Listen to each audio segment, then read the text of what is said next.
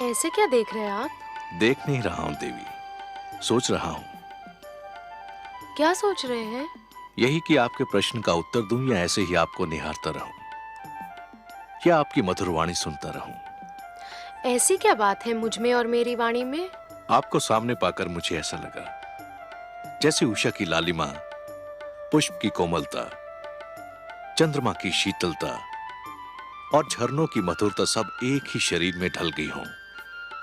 देवी, मैंने भोर भय पंछियों की चहकार सुनी, मैंने सूर्य की पहली किरण छूने पर कलियों की चटकार सुनी, मैंने सरोवर पर वर्षा की पहली बूंद की झनकार सुनी, परंतु उनमें वो संगीत और स्वर लहरी नहीं मिली जो आपकी वाणी में सुनाई दी। विश्वास नहीं होता कि ये सब क्यों हो रहा है, कैसे हो रहा है। कहीं ये कोई सपना तो नहीं, या सोए आप भी कोई सपना तो नहीं? तो मुझे छूकर देखिए, सपने को तो हाथों से छुआ भी नहीं जा सकता।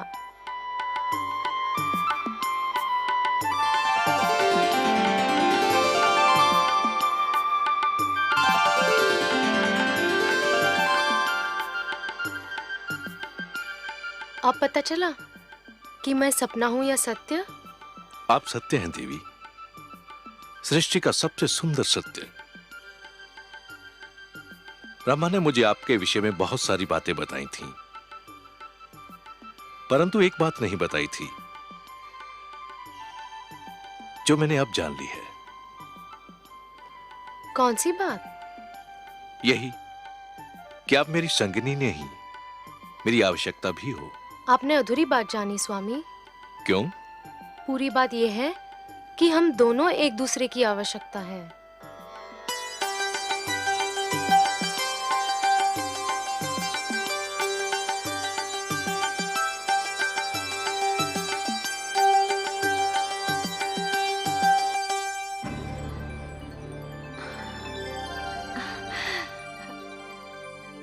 धन्य है आप प्रभु, आज आपकी लीला का एक अनोखा रंग देखा है मैंने। कितना सुंदर है ये संसार, कितनी अनुपम है ये रचना, ये प्रेम, ये भावना, ये स्नेह। मनु और शत्रुपा की भावनाओं में जो फूल सी सुगंध, मधु सी मिठास और कलियों की कोमलता का अनुभव किया, वैसी भावनाओं से तो हम देवलोक वाले भी वंचित हैं प्रभु। आपको अच्छा लगा महादेवी? बहुत ही अच्छा लगा सर्वेश्वर, बहुत सुंदर, बहुत मधुर। ये भावनाएं और इनको प्रदर्शित करने की शक्ति केवल मानव जाति को मिली है। यदि मानव ने इन भावनाओं की रक्षा की तो ये भावनाएं उसे जीवन की प्रेरणा देंगी, उन्नति की शक्ति देंगी, उसे शांति का मार्ग दिखाएंगी। ये प्रेम, ये स्नेह और एक दूसरे का आदर करने की यह भावना ही मानव जाति को संस्कृति देगी, सभ्यता देगी, उसे उत्थान का मार्ग दिखाएगी। और यदि मानव ने इन भावनाओं को त्याग दिया तो वो पशु और पिशाच के स्तर से भी नीचे जा गिरेगा। मेरी तो प्रार्थना है कि ऐसा दिन कभी ना आए प्रभु। ये सुंदर संसार यूं ही बसा रहे, प्रेम की ये शीतल धूप यूं ही बिखरी रहे, जीवन यूं ही मुस्कुराता रहे। मुझे तो इस धरती और इस जीवन से स्नेह हो गया है प्रभु। भगवान श्री विष्णु की मुस्कान बता रही थी कि माता लक्ष्मी ने अभी संसार का एक ही रूप देखा है।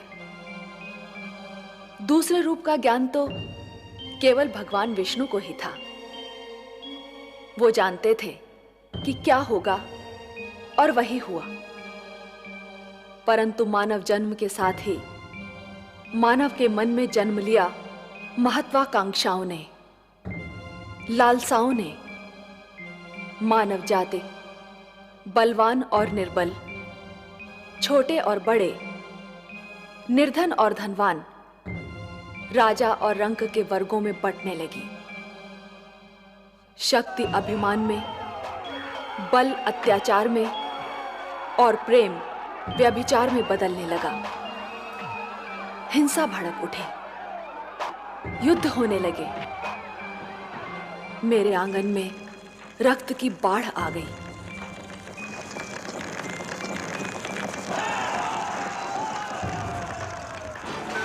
मैं घबरा गई।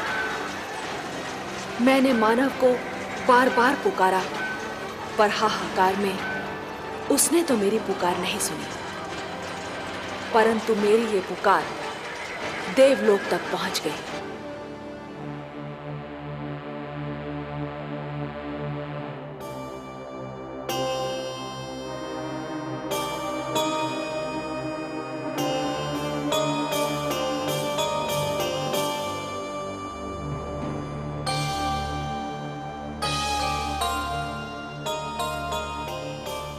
क्या बात है महादेवी?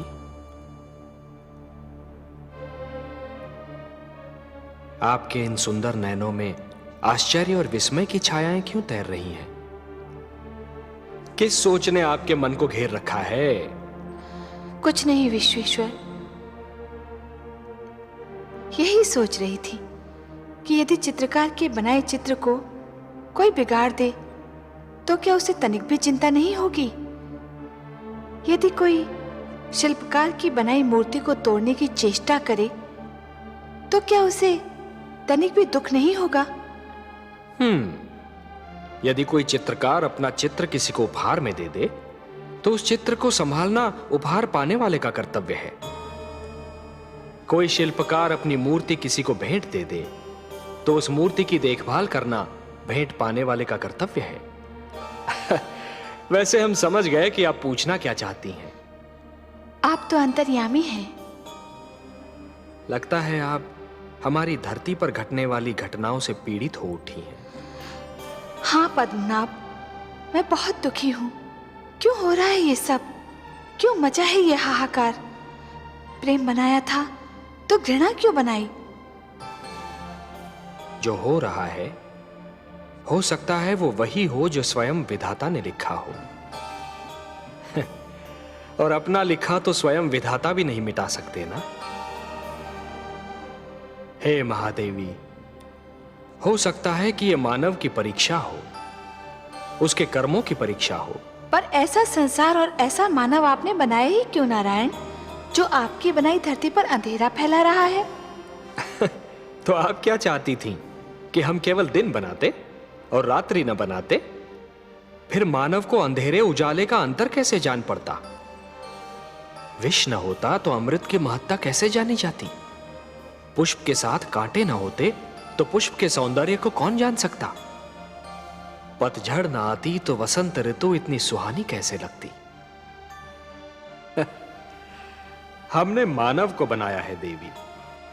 मानव इतिहास को बनाने का कार्य हमने अपने हाथों में नहीं रखा, वो तो उसी पर छोड़ दिया है। अभी तो उसे अपनी शक्ति का आभास हुआ है। इसी से उसे न्याय अन्याय, सत्य असत्य, धर्म अधर्म और पाप और पुण्य की जानकारी भी होगी। हमने बुद्धि दी है मानव को, विवेक दिया है उसे। और यदि मानव ने विवेक से कार्य नहीं किया तो? यदि धरती पर रात्रि इसी प्रकार दिन को निगलती रही तो? अंधकार प्रकाश को डसता रहा तो? तब क्या करेंगे आप? चिंता मत कीजिए देवी। यदि असत्य और अधर्म अपनी सीमा को पार कर गए, यदि धर्म की हानि होने लगी, तो हम स्वयं धरती पर जाएंगे। हम वचनबद्ध हैं। परित्राणाय साधूनाम विनाशाय च दुष्कृताम धर्म संस्थापनार्थाय संभवामि युगे युगे। अपनी लीला तो आप ही स्वयं जानते हैं पद्मनाभ। इस प्रकार आरंभ हुआ प्रकाश और अंधकार के युद्ध का इतिहास, असत्य पर सत्य की विजय का इतिहास, अन्याय पर न्याय की विजय की कथा। और इस कथा का पहला अध्याय था मनु और शत्रुपा का पुत्र महाराज उत्तानपाद, जो दिग्विजय करके अपनी राजधानी लौट रहा है।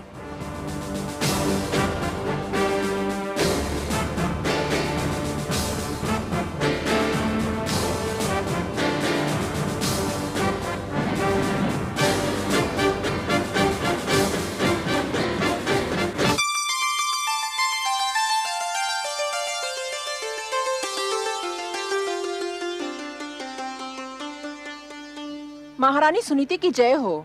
महाराज उत्तानपाद दिग्विजय से लौटकर आ गए हैं। महारानी चलकर उनका स्वागत नहीं करेंगी?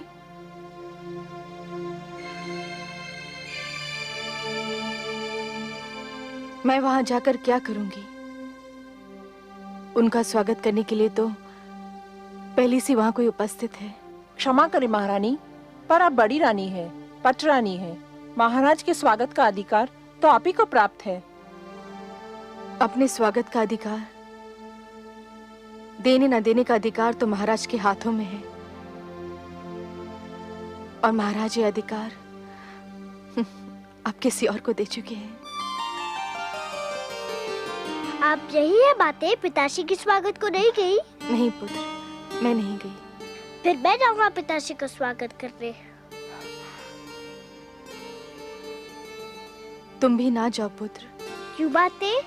मैं नहीं चाहती कि इतनी कम आयु में तुम पीड़ा और दुख जैसे शब्दों का अर्थ जान लो।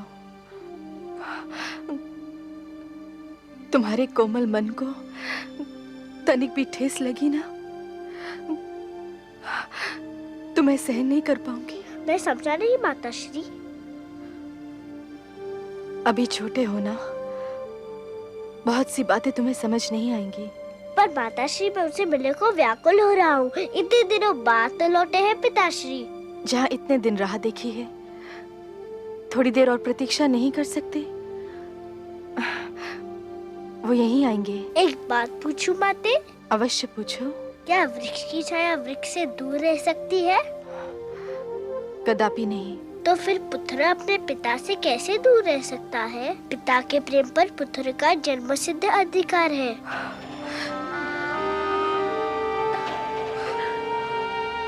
सारा झगड़ा ही तो अधिकारों का है पुत्र ध्रुव।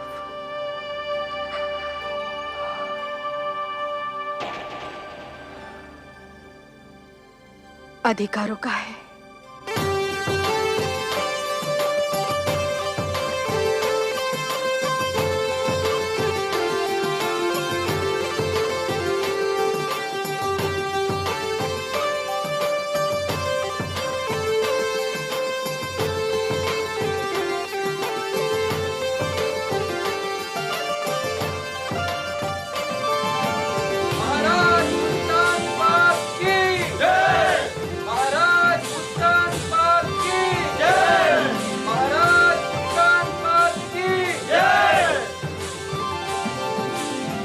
महारानी,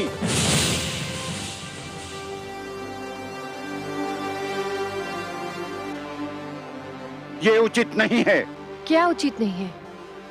महाराज के स्वागत का प्रथम अधिकार बड़ी रानी को प्राप्त होता है। किंतु ये अधिकार महाराज ने बड़ी रानी से लेकर हमें दे दिया है। क्या अंतर पड़ता है गुरुदेव? दोनों ही हमारी रानियां हैं और दोनों में से कोई भी हमारा स्वागत कर सकती है।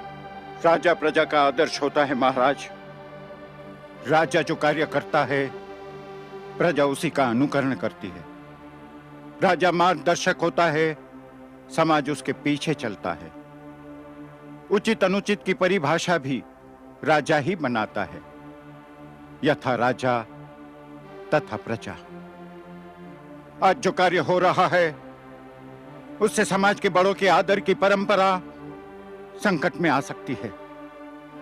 और जब छोटे बड़ों का सम्मान करना छोड़ देंगे, तो समाज में उथल पुथल मच जाएगी। और जब समाज में उथल पुथल हो, तो राज्य की स्थिरता डगमगा जाती है। यदि महाराज परंपराओं को तोड़ना चाहते हैं, तो आपको क्या आपत्ति है गुरुदेव? परंपराएं हमारे आदरणीय पूर्वजों ने बनाई हैं। उन्हें तोड़ने का किसी को अधिकार नहीं है। तो फिर महाराज का क्या निर्णय है?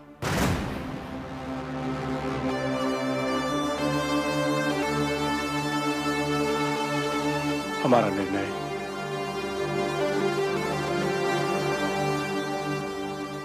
निर्णय यह है कि महारानी सरुचि ही हमारा स्वागत करेंगी। यदि आपका यह निर्णय है, तो फिर किसी का भी उपदेश मुझे रोक नहीं सकता। पति का आदेश मानना ही पत्नी का धर्म है, और ये धर्म मैं निभाकर ही रहूंगी।